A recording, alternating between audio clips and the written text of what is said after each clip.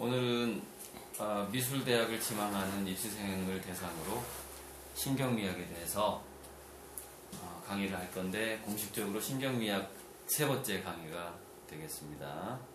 강의 중에는 반말을 할 가능성이 아주 많습니다. 학생들을 대상으로 하기 때문에. 자, 그래서 신경미학이라는 게 뭐냐면 이런 거죠. 인간의 두뇌가 아름다운 것을 보고서 기쁨을 느낄 때 두뇌가 특정 부위가 이렇게 자극되는 부분이 있더라, 이거죠. 그래서 어떤 자극에 그 아름다움을 느끼는 두뇌의 부위가 비슷하게 반응을 하느냐, 그거를 관찰하기 시작하면서 나온 미학이라고 볼 수 있어요. 뇌과학과 미학의 결합, 그게 바로 신경미학이다. 근데 두뇌에서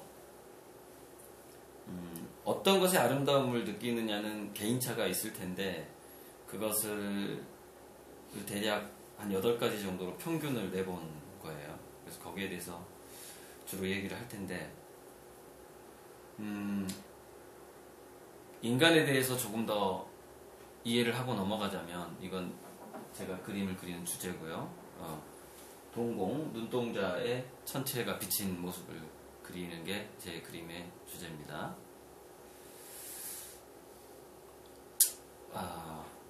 이거부터 좀 얘기를 해보자면,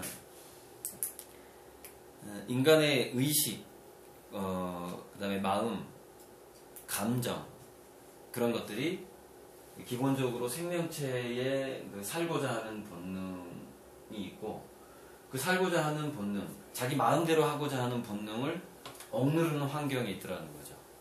그러니까 우리가 우리 육체를, 그러니까 내가 뭐 김연아처럼 피겨스케이팅을 타고 싶은데 안 된단 말이야. 이게 장애물이지.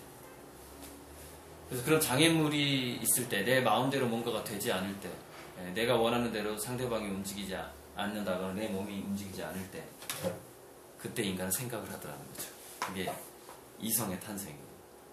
뭐든지 자기 마음대로 됐을 때는 그 사람이 생각을 하는 것 같지만, 하나의 브레이크가 고장난 열차처럼 달리는 상태를 자기는 생각한다라고 여길 가능성이 많고, 그것을 아놀드 토인비는 성공 경험이 계속됐을 때 모든 인간은 오만에 빠진다. 그래서 그걸 휴브리스라고 얘기를 했어요. 자, 어쨌건 그래서 인간이 진화함에 있어서 뇌과학자들은 우리 두뇌를 단세포 생명체에서부터 쭉 진화하는 과정이 이 두뇌의 역사가 다 들어가 있다, 두뇌의 모든 구조가 들어가 있다, 이렇게 얘기를 해요. 그래서 그 과정에서 인간의 두뇌가 아름다움을 느끼는 것은 과연 어디에서부터 비롯됐을까? 이건 어떤 생존, 삶의 본능과 죽음의 공포, 그 사이에서 인간 생각이 시작됐는데, 그렇게 주장을 하는데, 그래서 인간에게 가장 무서운 게 2가지가 있어요. 그냥 뭐 축약을 하자면 어떤 거냐면은, 이거 뭐냐면, 그치, 그냥 좀 쉽게 맹수로부터의 공격이에요. 거기에 대한 공포예요. 나보다 덩치가 큰 존재, 힘이 센 존재에 의해서 내가 죽을지도 모른다라는 공포. 모든 동물이 다 있는 거죠. 그 다음에 불안인데, 불안은 대체로 어디서부터 오냐면은 질병으로부터 옵니다. 병들어 죽을지도 모른다라는 거. 그래서 인간은 이거 2가지 공포에 특화된 두뇌의 부위를 가지고 있어요. 공포는 편도체라는 데서 주로 많이 다루고 있고, 불안, 걱정, 질병에 대한 불안을 다른 말로 뭐라고 하냐면 역겨움이라고 해요. 메스꺼움. 여기 쌍기역이던가? 그냥 하나. 하나인가? 역겨움.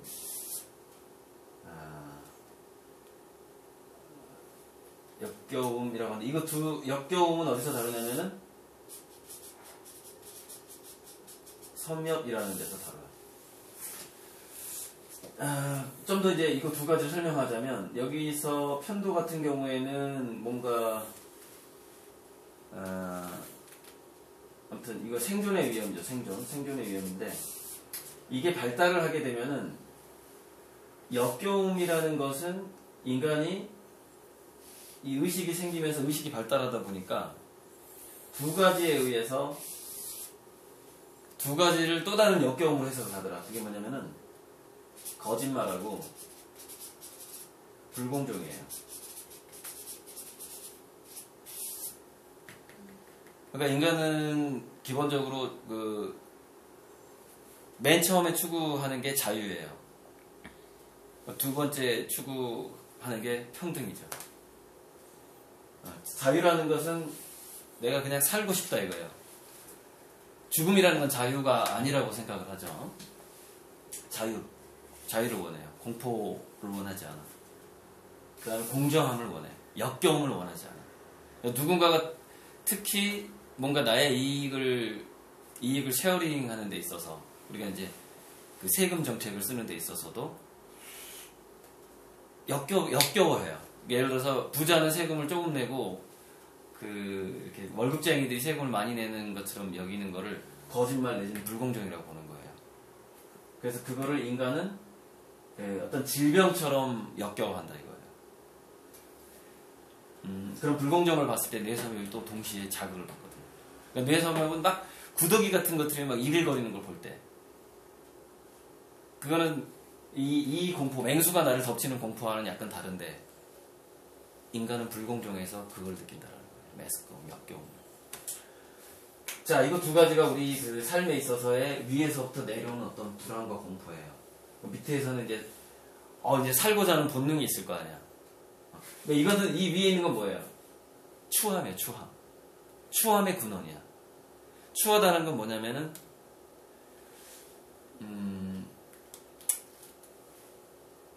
공포와 역겨움 이런 게 이제 추함의 근원이라고 봐야 되는데 인간의 그 예술이 발달하면서 죽음 자체도 예술로 승화를 하게 되는데 근데 죽음이 예술로 승화되는 건 뭐냐면은 그걸 그냥 카타르시스라고 하는 건데 결과적으로는 그게 아름다움으로 끝나는 것은 뭐냐면은 그 죽음을 무의미하게 생각한다거나 아니면 어떤 죽음의 어떤 그 비극의 어떤 의미를 뭔가 긍정적인 의미를 담을 때 그때 비로소 죽음이 아름다워지죠. 그거는 이제 동물 단계에서 동물들도 어쩌면 그걸 느낄지 모르겠는데 인간 단계에서 이제 특히 발달한 거. 그 비극도 아름다워지는 그런 거 인간 단계에서 발달했는데 자 어쨌건 이 아래쪽 살고자 하는 본능 두 가지는 당연히 뭐예요? 먹는 거. 그 다음에 생식 본능. 이걸 속되게 학이라고 표현하죠. 먹는 거하고 하는 거. 그런데 아름다움의 기원을 추적해 봤더니 이 먹는 거하고 하는 거에서부터 비롯되더라는 거죠. 그러니까 살고자 하는 욕구에서 우리는 그 모든 생명체들은 음식이 먹거리가 필요했고 그 다음에 자기 DNA를 지속적으로 유지시키고자 하는 자기 기억을 유지시키고자 하는 번식이 필요했다는 거예요. 그 두 가지가 이 신경미학에서 얘기하는 아름다움의 기원이 되는데 단지 인간은 그 동물적인 단계에서 상당히 많이 발전된 상태로 기원은 거기에 있으나 상당히 많이 발전된 상태의 예술의 형태를 지금 추구하고 있다. 이렇게 보면 되죠. 자, 그런 식으로 쭉 넘어가는데 기본적인 것만 오늘은 좀 해보고 다음에 왜 안 넘어갈까? 두뇌에 대해서는 좀 넘어갈 거고요. 자, 그래서 이거는 살짝 얘기해 줄 필요가 있는데 그래서 인간은 이 공포와 역겨움 반응을 할 때는 일단은 공포 회피 반응을 하는 식으로 인간뿐만이 아니라 모든 동물들이 그렇게 진화를 해왔어요. 일단 살고 봐야 되니까. 그래서 모든 주변의 환경과 자극으로부터 그것을 일단은 우리가 새로운 아름다움을 추구하려면은 어떻게 해야 되냐면은 그걸 이제 편견과 고정관념을 일단 버려야 된다라고 얘기를 하는데, 판단을 멈추고 생각하는 반응을 늘 해야 돼요. 그러니까 남들이 판단하는 대로 따라가지 말라는 거죠. 일단 자기 판단을 멈추는 거야. 정말 역겨운 것은 왜 역겨운 것인가? 왜 나는 지금 저 대상을 싫어하고 있는가? 이렇게 한번 생각해 봐야 된다는 거죠. 멈추고서. 그게 창작의 기본이에요. 창작의 기본. 이거는 그 광고 카피라이터, 광고에 대해서 광고로 유명해진 그 박웅현 씨인가? 그분이 인문학 강의에서도 뭐 이런 비슷한 얘기를 하죠. 생각을 해봐야 된다는 거예요. 생각. 근데 멈추고 생각할 때 인간은 해마를 사용하면서 뭔가를 이해하고 기억하고자 하게 되고, 멈추지 않고 생각하지 않고 공포 회피 반응을 보일 때는 인간은 이해하려고 하는 게 아니라 도망가려고만 한다 이거죠. 무서워하면서. 근데 이해하려고 할 때는 대뇌와 해마가 켜지지만 도망가려고 할 때는 켜지지 않더라. 도망가는 쪽으로만 육체가 반응을 하게 되기 때문에 창의성도 생기지 않고. 그래서 여기서 중요한 원칙이 뭐가 있냐면, 창의성의 기본에는 뭐가 있느냐? 자신감이 있다는 거예요. 자신감. 실패를 두려워하지 않는 그런 무모함, 자신감, 그리고 또는 자기 확신. 자기는 반드시 예술가로서 성공할 수 있다는 자기 확신. 그 확신이 강할수록 창의력은 더 많이 나온다. 그래서 그 마인드를 자기 자신에 대한 믿음을 키워가는 것. 그걸 공부라고 하지. 그걸 공부라고 하고, 종교에서는 그걸 뭐 신앙이라고 하고. 그래서 예술가로서의 자기 확신을 키우는 것은 그런 것 같아요. 끊임없이 그 목표 지점, 어떤 자기 방향성을 잃어버리지 않는 것, 잊어버리지 않는 것. 그래서 매일매일 조금씩 다가가려고 하는 노력. 그러다 보면은 자신감이 저절로 생겨요. 그러다 보면은 이 도표는 그런 건데, 원래 이제 이 도표는 심리에 따라서 어떻게 질병으로 연결되는가에 연결되는가를 만든 도표인데, 예술가가 자신감을 잃어버린다라는 것은 그 자신감을 잃어버리는 것이 화면에 그대로 표현돼 버려요. 이거 학생들이 이걸 명심을 해야 돼요.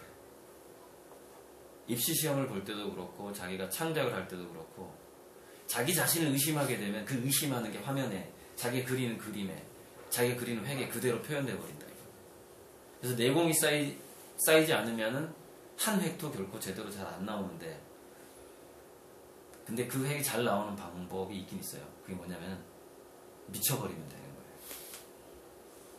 그러니까 인간은 제정신일 때 걱정을 하게 되거든. 그러니까 예술은 둘 중에 하나야. 광인이 되거나 천재가 되거나, 미치거나, 아니면 자기 스스로를 천재라고 생각하고 완벽한 자신감을 갖거나. 그랬을 때 결과물은 잘 나온다. 물론 그림에 따라서 한 땀 한 땀 일명 노동으로 만들어지는 그림이 있어요. 공예품 같은 장인 정신으로 만들어가는. 그것도 굉장한 경지에 올라갈 수가 있긴 있어요. 있지만 여러분들이 입시 시험을 봐야 하는 입장이기 때문에 내가 얘기하는 거예요. 최근에 미래 입시는 창의성을 계속 테스트하기 때문에 여러분들이 자신감을 잃어버리면 창의성은 나오지 않는다. 자기가 자신감을 유지할 수 있도록 하루하루를 성실하게 보내든지 뭔가 자기만의 장치를 가져야 된다 이거죠. 자, 그래서 여기서 일단 쉬었다가 할게요. 너무 길어지니까.